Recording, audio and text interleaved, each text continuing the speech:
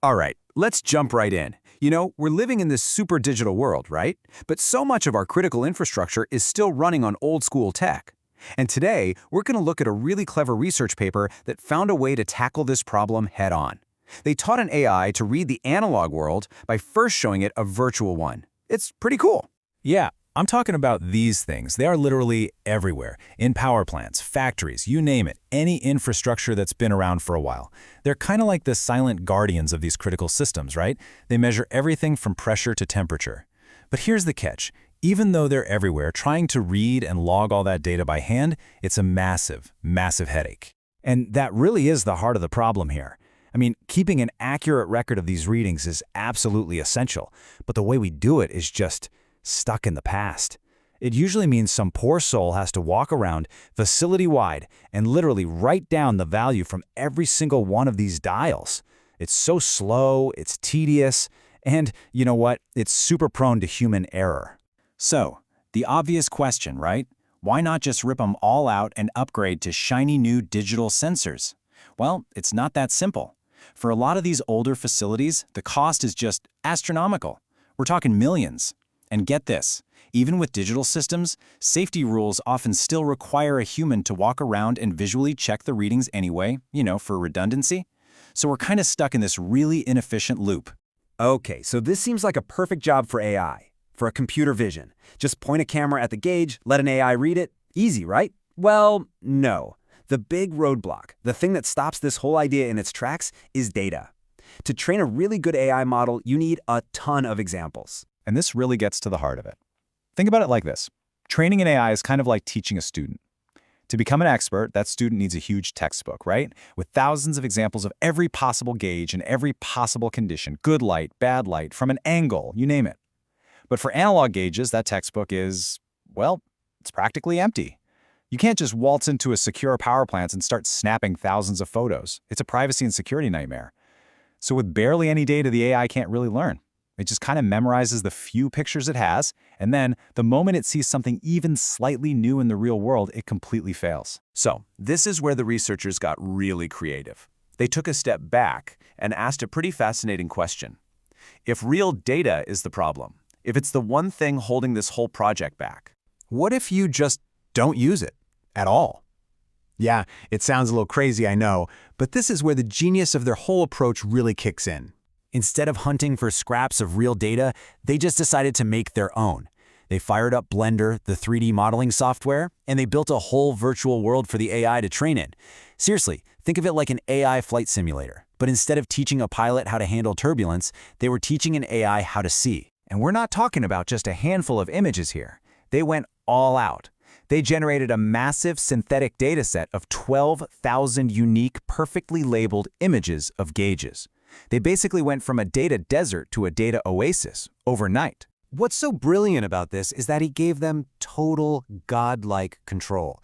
They could simulate things like those really tricky light reflections you get on the gauge's glass. The exact kind of visual noise that would totally throw off an AI trying to read it in the real world. They didn't stop there. They could make the virtual gauges look old and beat up, adding layers of simulated dust and grime and scratches. Anything to make the training tougher and more realistic. This level of control is just insane. It even let them prep the AI for worst-case scenarios. They could program in these really sharp, misleading shadows coming off the needle. Basically, they were stress testing the AI before it ever laid its virtual eyes on a single real-world gauge. Okay, so now we've got this AI that's been raised entirely in a simulation. How does it actually read a gauge? Well, the process is surprisingly simple and elegant.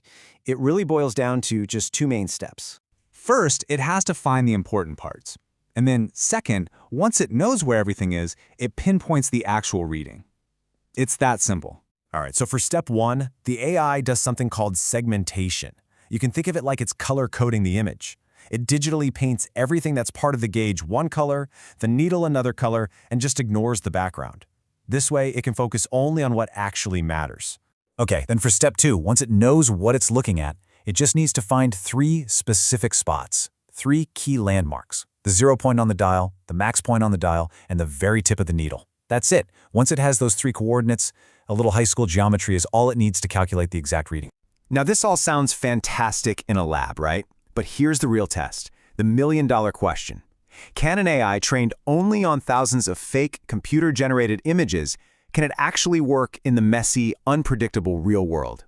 And the answer is a huge, resounding yes. It didn't just work, it absolutely crushed the previous best method. When they tested it on real-world images, the average error plummeted from almost 9.5 degrees all the way down to just under 5. Let me put that a different way. That's a 52% improvement. That's not a small jump.